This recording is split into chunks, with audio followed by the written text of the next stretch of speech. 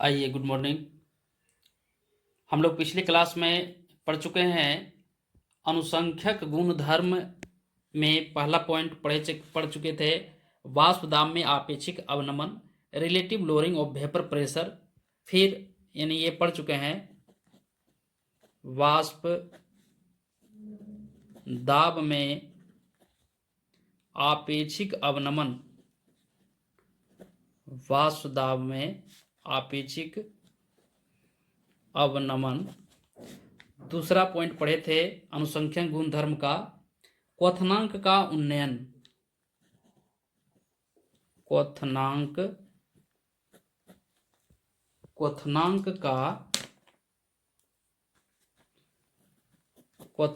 का उन्नयन। तीसरा पॉइंट पढ़े थे हिमांक का अवनमन, हिमांक का अवनमन। तो ये 3 पॉइंट हम लोग पढ़ चुके हैं और लास्ट टॉपिक अनुसंख्यक गुणधर्म का ये आपका प्रासरण दाब। तो आज हम लोग पढ़ेंगे प्रासरण दाब यानी ऑस्मोसिस प्रेशर।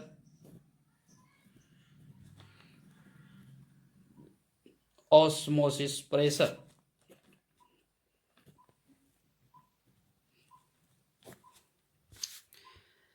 तो हेडिंग दीजिएगा ऑस्मोटिक प्रेशर जो है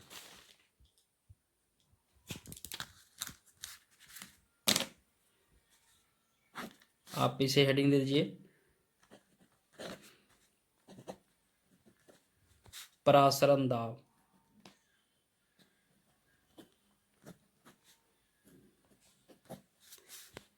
ये 3 पॉइंट हम लोग पढ़ चुके थे। चौथा पॉइंट है प्रासरण दाब, जो अभी पढ़ेंगे हम लोग। प्रासरण दाब यानी इसको इंग्लिश में बोलते हैं ऑस्मोसिस प्रेशर, ऑस्मोसिस प्रेशर,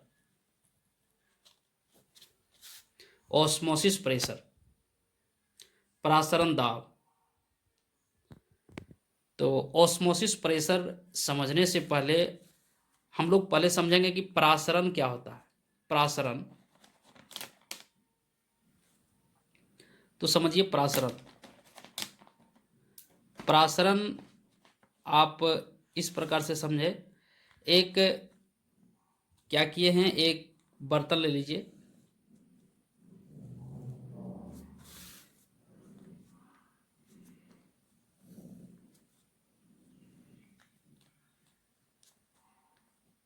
इस बर्तन को हम एक इसमें झिल्ली लगा दिए हैं। झिल्ली कहते हैं, आप इसको फिल्टर पेपर तो नहीं कह सकते हैं, झिल्ली इसको बोलते हैं अर्धपारगम्य झिल्ली, सेमी परमेबल मेम्ब्रेन बोलते हैं इसको, सेमी परमेबल मेम्ब्रेन।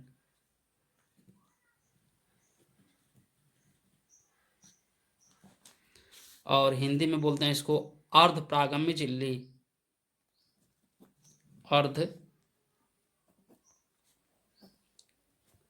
अर्धपारगम्य झिल्ली।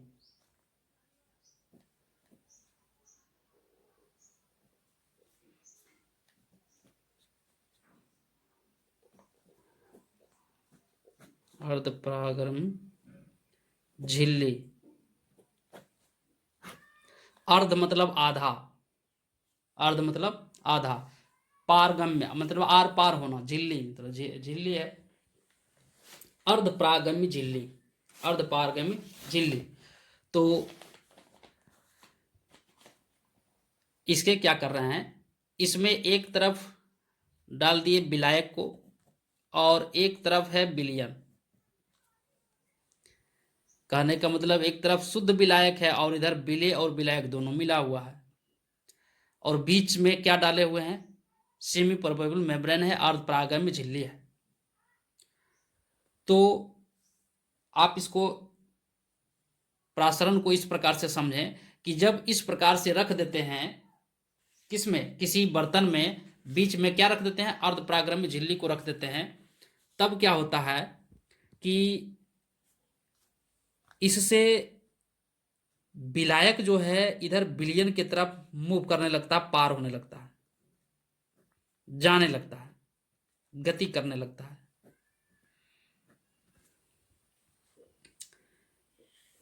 आपको बताया ना अर्धपरागम्य झिल्ली, ये इस प्रकार से ऐसा झिल्ली है जिससे विलायक के छोटे छोटे अणु जो है ये आर पार हो सकते हैं, लेकिन विलेय के बड़े अणु जो है आर पार नहीं हो सकते हैं। विलायक जनरली, विलायक जो होते हैं, विलायक के अणु जो होते हैं विलेय के अणु से छोटा होता है, तो विलायक के अणु झिल्ली से आर पार हो सकते हैं, लेकिन विलेय के अणु आर पार नहीं हो सकते हैं। तो आप इसे कह सकते हैं कि केवल विलायक के अणु ही निकल सकते हैं। किससे? ये झिल्ली, अर्धपरागम्य झिल्ली से, सेमी परमेबल मेम्ब्रेन से सिर्फ विलायक के अणु ही निकल सकते हैं, विलेय के नहीं। तो आप इसे लिख भी सकते हैं, अर्धपरागम्य झिल्ली की ऐसा झिल्ली जिसमें विलायक के छोटे अणु आर पार हो सकते हैं, परंतु विलेय के बड़े अणु आर पार नहीं हो सकते हैं, अर्धपरागम्य झिल्ली कहते हैं। अब इसी को बोलेंगे, सेमी हटा दीजिए, परमेबल मेम्ब्रेन, तो क्या होगा? परमेबल मेम्ब्रेन, पूर्ण परागम्य झिल्ली, यानी कि सभी पदार्थ आर पार हो सकता है, विलेय विलायक सब इधर से इधर आर पार हो सकता है। तो वैसा झिल्ली नहीं लगाना है इसमें। कैसा झिल्ली लगाना है? अर्धपरागम्य झिल्ली, पूर्ण परागम्य झिल्ली नहीं, सेमी परमेबल मेम्ब्रेन लगाना है इसमें। सेमी परमेबल मेम्ब्रेन के लिए बात कर रहे हैं। परमेबल मेम्ब्रेन पूर्ण परागम्य झिल्ली, इसमें सभी पदार्थ इधर उधर हो सकता है। हम वैसे झिल्ली लगाए हैं जिससे विलायक के अणु ही आर पार हो सकता है, विलेय के अणु आर पार नहीं हो सकता है। चलिए इतना समझ गए। तो अब आगे बढ़ते हैं कि ये विलायक के अणु जो इधर से इधर हो रहा है, विलायक के अणु जो गति कर रहा है, आर पार हो रहा है, यही विलायक की गति को प्रासरण कहते हैं। बस छोटा सा बात, विलायक के अणु इधर से उधर हो रहा है, तो विलायक के अणु चल रहा है ना, ये जो है सीमा को पार कर रहा है, ये झिल्ली को पार कर रहा है, गति कर रहा है, तो विलायक की गति को ही क्या हम बोलते हैं? प्रासरण बोलते हैं। विलायक की गति करना प्रासरण, विलायक की गति जो हुआ इसी को क्या बोलते हैं? प्रासरण बोलते हैं। और इसे अच्छी ढंग से लिख सकते हैं, तो आप इसे कह सकते हैं कि जब किसी विलयन को उसके विलायक से अलग रखा जाता है, किसी विलयन, ये विलयन है ना, ये भी क्या है? विलयन है, और ये क्या है? विलायक है। ये साइड सब ए है, इधर विलयन है, इधर विलायक है, इधर विलयन है। तो आप कह सकते हैं कि जब किसी विलयन को उसके विलायक से अलग रखा जाता है, तो विलायक विलयन की ओर गति करता है। विलायक किधर गति करता है? विलयन की ओर। ये आपका विलयन, और ये भी है विलायक, ये है विलायक और ये है विलयन। फिर से समझिए कि जब किसी विलयन को उसी के विलायक से अलग रखा जाता है, जब किसी विलयन को उसी के जिस विलायक और विलेय से मिलकर विलयन बना, उसी का विलायक से उसको अलग रखा जाए, तो विलायक तो क्या होता है? विलायक विलयन की ओर गति करती है, तब क्या होता है? विलायक विलयन की ओर जाता है। तब इस घटना को जो गति करती है, विलायक जो गति किया किधर? विलयन की ओर, तो इसी गति को, इसी घटना को प्रासरण कहते हैं। क्लियर है?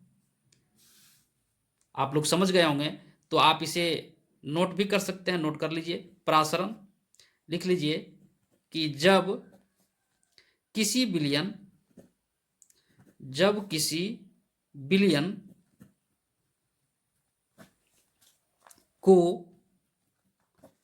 उसके विलायक से, उसके विलायक, उसके विलायक, विलायक ए से जब किसी बिलियन, तो बिलियन कहने का मतलब ए बी, अब विलायक कहने का मतलब सिर्फ ए, जब किसी बिलियन को उसके विलायक से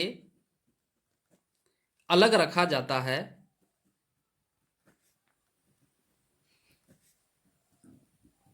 अलग रखा जाता है, तो विलायक, तो विलायक बिलियन की ओर, तो विलायक बिलियन की ओर, तो विलायक बिलियन की ओर क्या करती है, बिलियन की ओर जाती है, यानी गति करती है, बिलियन की ओर गति करती है, तब इसको क्या कहते हैं, तब इसी घटना को, इसी प्रोसेस को क्या कहते हैं, जब किसी बिलियन को उसी के, यानी उसी के विलायक, उसके विलायक से अलग रखा जाता है, तो विलायक तब क्या होता है, विलायक बिलियन तब क्या होता है, ए बी की ओर गति करती है, ए किसकी ओर गति करती है, ए बी की ओर, विलायक बिलियन की ओर गति करती है, तब इस घटना को प्रासरण कहते हैं, तब इस घटना को ऑस्मोसिस प्रासरण कहते हैं, प्रासरण कहते हैं। क्लियर है? अब देखिए, अब आपको सांद्रता पर यदि इसी को हम एक और आपको इसका प्रासरण का परिभाषा लिखा देते हैं कि सांद्रता के आधार पर कि बिलियन, बिलियन का सांद्रता अधिक होगा क्योंकि इसमें विलय को मिला दिए हैं। सांद्रता को आपको बताए थे, आप सांद्रता के बारे में अच्छी तरह से समझ रहे होंगे। सांद्रता, किसका सांद्रता अधिक है, किसका सांद्रता, जिसमें विलय की मात्रा बहुत कम रहता है उसका सांद्रता कम होता है, जिसमें विलय की मात्रा अधिक होता है उसका सांद्रता अधिक होता है। तो इसमें तो विलय है ही नहीं, तो इसका सांद्रता क्या है, कम है, इसका सांद्रता अधिक है, यानी विलयन का सांद्रता विलय से, विलायक से हमेशा अधिक होगा।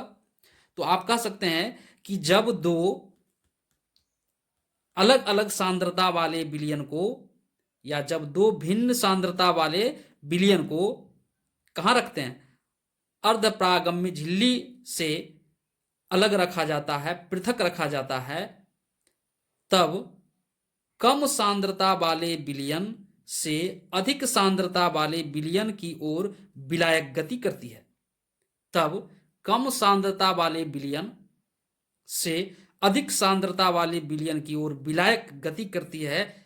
इस घटना को प्रासरण कहते हैं। तो चलिए नोट कर लीजिए, दूसरा परिभाषा आप भी लिख लीजिए कि जब दो भिन्न सांद्रता वाले, जब दो भिन्न सांद्रता वाले विलयन को अर्धपारगम्य झिल्ली से, सेमी परमेबल मेम्ब्रेन से, यानी अर्धपारगम्य झिल्ली से पृथक रखा जाता है, पृथक रखा जाता है, पृथक यानी अलग रखा जाता है, तब कम सांद्रता वाले विलयन से, तब कम सांद्रता वाले विलयन से अधिक सांद्रता वाले विलयन की ओर, तब कम सांद्रता वाले विलयन से अधिक सांद्रता वाले विलयन की ओर विलायक गति करती है, विलायक गति करती है। इस घटना को प्रासरण कहते हैं। तो आप दो परिभाषा लिखे, क्लियर है, प्रासरण कहते हैं। चलिए अब हम लोग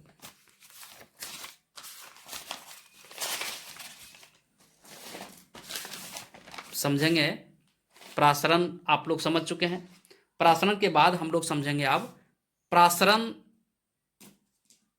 दाब क्या है, यानी ऑस्मोसिस प्रेशर क्या है, प्रासरण दाब। प्रासरण दाब, ऑस्मोसिस प्रेशर, प्रासरण दाब, ऑस्मोसिस प्रेशर।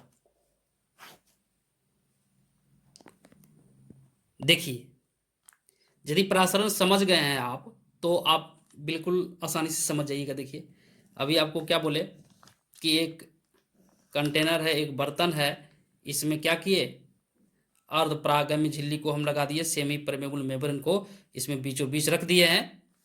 तब क्या होता है कि ए विलायक विलयन की ओर गति करता है, कम सांद्रता वाले अधिक सांद्रता वाले की ओर गति करता है। तो ऐसे समझिए कि ए गति कर रहा है किधर, यानी ए जो है विलायक गति कर रहा है किधर, विलायक गति कर रहा है विलयन की ओर। तो विलयन की ओर गति कर रहा है, तो इस गति को रोकने के लिए, इस क्रिया को रोकने के लिए प्रासरण, इसी गति को ही तो प्रासरण कहते हैं। आपको अभी बताया ना कि विलायक की गति को ही प्रासरण कहते हैं। तो प्रासरण की क्रिया को रोकने के लिए आप क्या करिएगा, उधर से धक्का दीजिएगा। जैसे आप ऐसे समझिए कि आपको कोई धक्का दे रहा है, तो सोचिएगा कि इसके पास कितना बल है धक्का देने के लिए, इसका इसके बल को चेक करते हैं। तो क्या करिएगा, आप भी उसको धक्का दीजिएगा, तो आपको ये पता चल जाएगा ये इधर से इधर जा रहा है, तो इसको रोकने के लिए कितना, ये कोई प्रेशर से जा रहा है ना, कोई दाब से जा रहा होगा, तो ये कितना प्रेशर से जा रहा है, इसको रोकने के लिए आप इधर से क्या करिएगा, धक्का दीजिएगा इधर से। जैसे एक व्यक्ति यहां पे है, ये ठेल रहा है, इधर इधर ठेल रहा है, तो आप सोचिएगा कि ये कितना कस के ठेल रहा है, कितना प्रेशर दे रहा है, कितना दाब दे रहा है, कितना फोर्स लगा रहा है। आप उसको चेक करने के लिए आप भी हाथ लगा दीजिएगा, तब आपको पता चल जाएगा कि ये कितना तेजी से क्या कर रहा है, पुश कर रहा है, कितना तेजी से ये ठेल रहा है। तो ये तो प्रासरण हो रहा है, ये विलायक क्या कर रहा है, गति कर रहा है। तो विलायक गति को ही तो प्रासरण कहते हैं। तो ये प्रासरण की क्रिया को रोकने के लिए, इस घटना को रोकने के लिए, इस क्रिया को रोकने के लिए, इस क्रिया के विपरीत दिशा में, इस दिशा में नहीं, इसके जस्ट विपरीत दिशा में, इधर से, समझ गए, इसके विपरीत दिशा में जो दाब आप लगा रहे हैं चेक करने के लिए, जो दाब लगाइएगा उसी दाब को प्रासरण दाब कहते हैं। फिर से समझिए कि इस प्रासरण की क्रिया को रोकने के लिए इसके विपरीत, इस क्रिया के विपरीत दिशा में जो दाब लगाई जाती है प्रासरण दाब कहलाता है। कोई दिक्कत,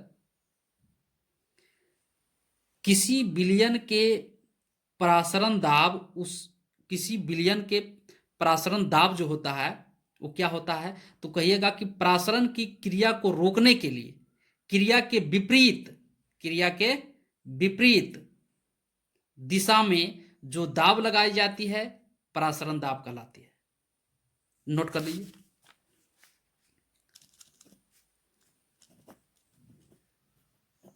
प्रासरण, प्रासरण की क्रिया, अब प्रासरण क्या है आप लोग समझ चुके हैं, पीछे आप ये बताए थे। प्रासरण की क्रिया को रोकने के लिए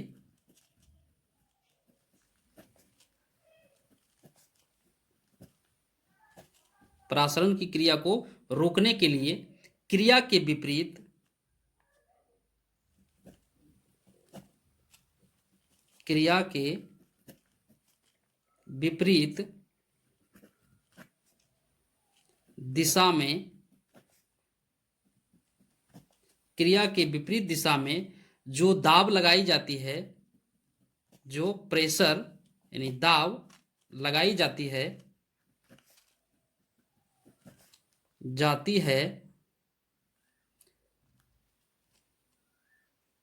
प्रासरण दाब कहलाता है। उसे क्या कहते हैं? उसे प्रासरण दाब यानी ऑस्मोसिस प्रेशर कहते हैं। ये समझ गए प्रासरण दाब क्या है? यानी जितना दाब इधर ये लगा रहा है, उसका विपरीत रोकने के लिए जितना आपको विपरीत उल्टा उसको दाब लगाना पड़ेगा, इस क्रिया को रोकने के लिए, प्रासरण को रोकने के लिए, उसी दाब को आप क्या कहेंगे? प्रासरण दाब कहेंगे। प्रासरण को रोकने के लिए जो दाब लगाया जाता है प्रासरण दाब कहते हैं। छोटा सा इस प्रकार से याद रख सकते हैं आप कि प्रासरण दाब क्या है, तो प्रासरण को रोकने के लिए जो दाब लगाया जाता है प्रासरण दाब कहते हैं। क्लियर है? अब आप इसको जरूरी नहीं कि इसी प्रकार से आप जैसे भी इसको लिखें, लेकिन मेन क्या है, प्रासरण को रोकने के लिए जो दाब लगाया जाता है उसको क्या कहते हैं? प्रासरण दाब कहते हैं।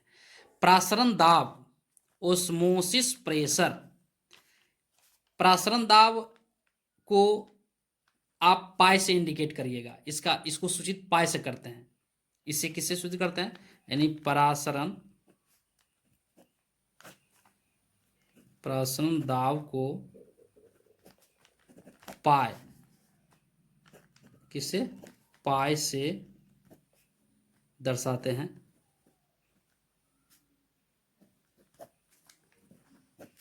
अब पाई से बोले दर्शाते हैं, इसको डिनोट किससे करते हैं? पाई से डिनोट करते हैं। तो पाई का मान 22/7 होता है। 22/7 मत रख दीजिएगा, ये एक सिंबल है, ये इंडिकेटर है, ये इंडिकेट करते हैं, सूचित करते हैं इसको पाई से।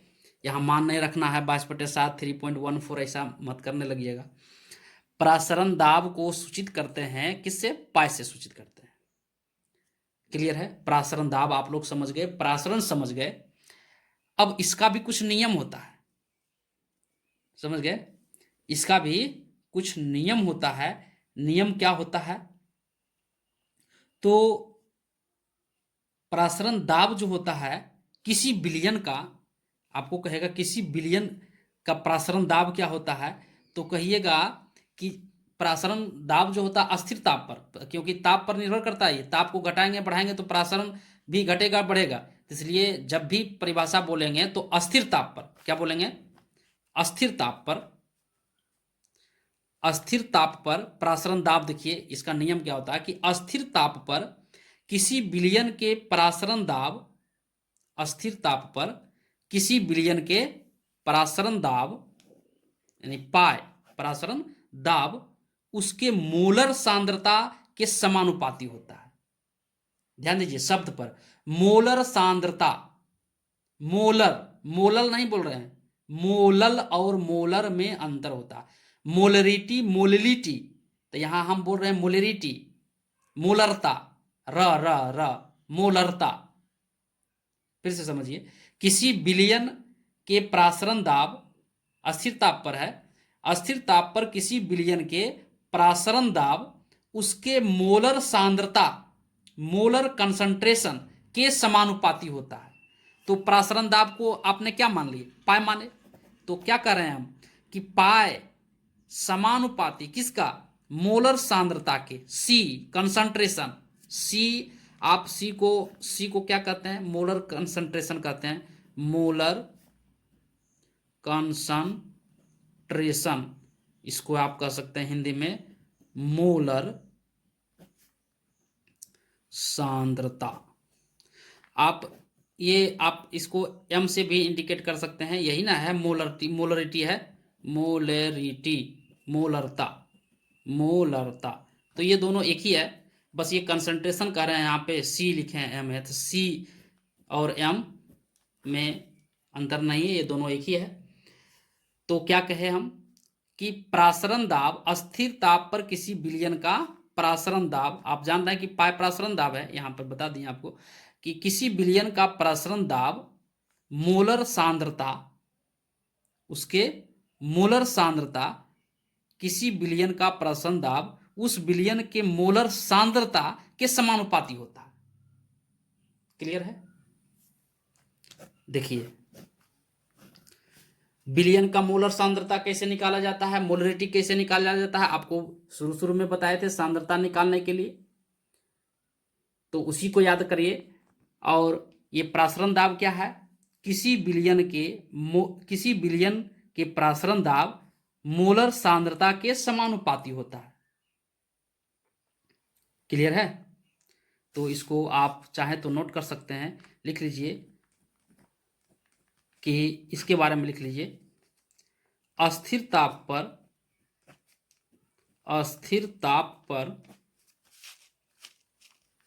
किसी विलयन के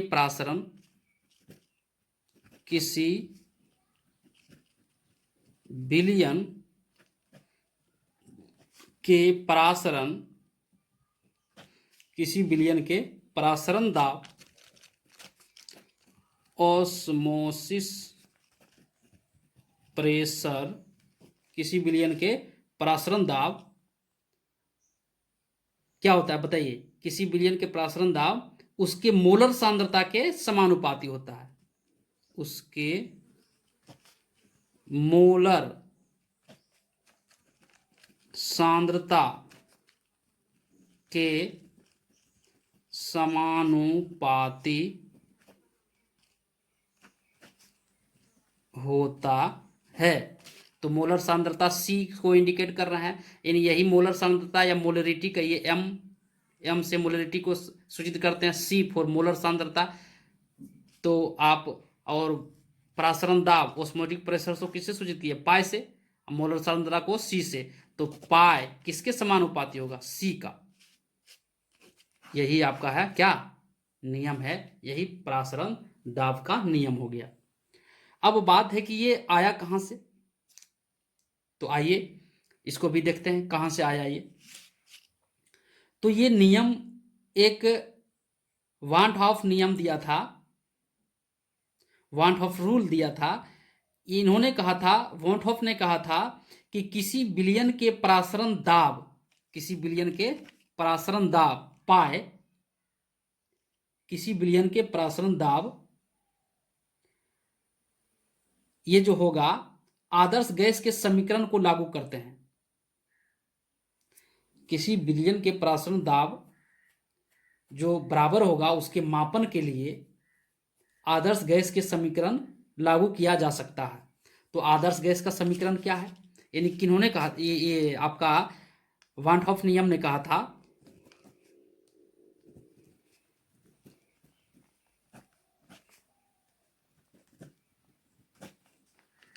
ये कहां से आया कैसे आया ये बता रहे हैं, आप तो समझ चुके हैं कि प्रासरण दाब क्या है, तो मोलर सांद्रता के समानुपाती होता है। अब ये कैसे आया देखिए, इसको थोड़ा सा देख लेते हैं। वांट ऑफ नियम के द्वारा इसे हम लाएंगे। तो वांट्स ऑफ नियम में क्या बोले, इन्होंने कहा था वांट ऑफ रूल, इन्होंने कहा था कि किसी विलयन के प्रासरण दाब के मापन, या आप मापते हैं किसी विलयन के प्रासरण दाब को, तो आप आदर्श गैस के समीकरण लागू कर सकते हैं। क्या कहा था? किसी विलयन